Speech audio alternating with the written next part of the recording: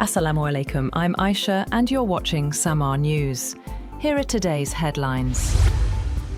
The United States and Iran have exchanged air attacks as tensions continue to test a fragile ceasefire, with US President Donald Trump warning of further strikes if Tehran does not agree to a peace deal. Despite the escalation, Iranian sources say diplomatic contacts have intensified, with both sides reportedly exchanging messages on the details of a preliminary memorandum following a political understanding. According to sources, remaining issues include the mechanism for releasing billions of dollars in frozen Iranian assets, even as negotiators continue discussions aimed at de-escalation.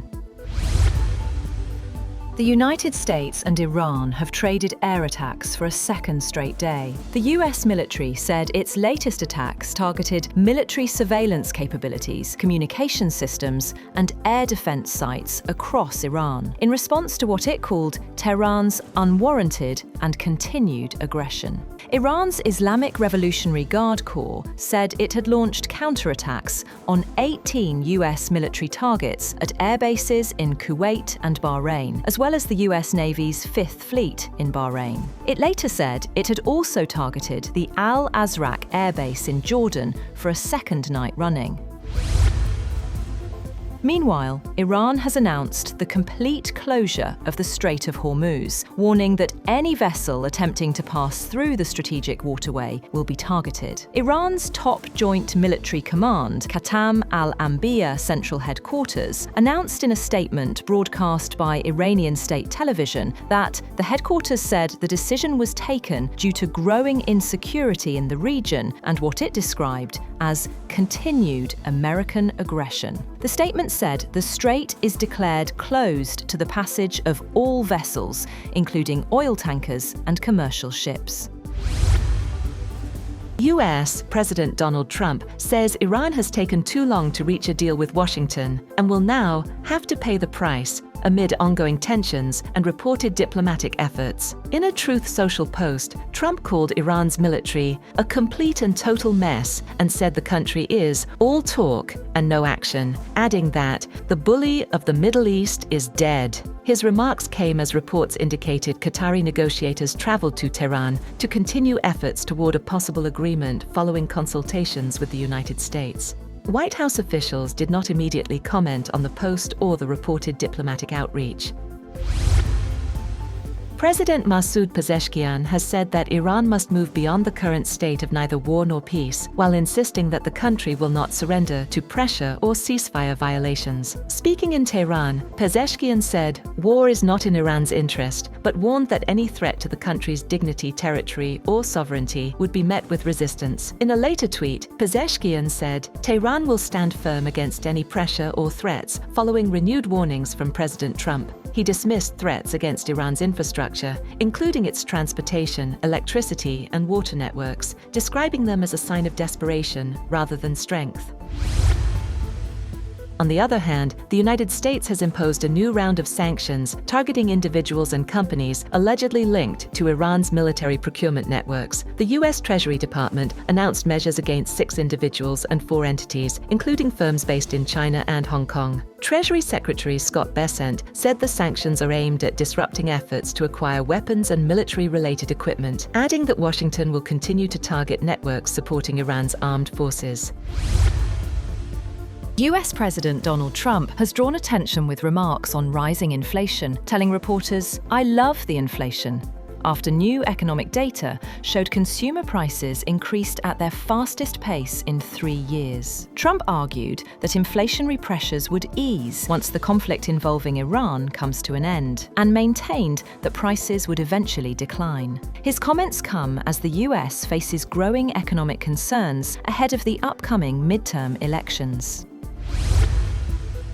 3 Indian sailors have been confirmed dead in a US military operation involving a tanker off the coast of Oman. The incident reportedly occurred during Washington's efforts targeting Iran-linked maritime activity. The deaths are the first reported involving Indian nationals since the start of the US operations in the region. Meanwhile, Indian officials have also reported a separate incident involving another tanker off Oman and are monitoring the situation closely. The developments come amid heightened tensions in Gulf waters, where increased military activity has raised concerns over maritime security and commercial shipping.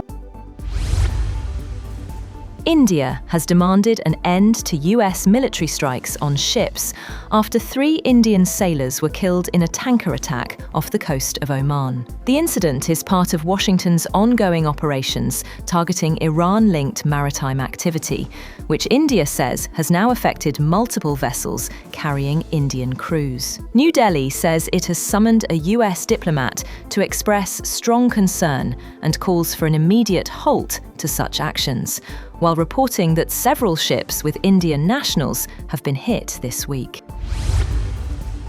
The Board of Governors of the International Atomic Energy Agency has approved a US-backed resolution requiring Iran to declare its remaining enriched uranium stockpiles and grant inspectors access to verify them. The measure passed with 21 votes in favor, 3 against, and 10 abstentions. The resolution comes amid growing concerns over the fate of uranium believed to have survived attacks on Iranian nuclear facilities and could further complicate ongoing negotiations between Washington and Tehran over Iran's nuclear program.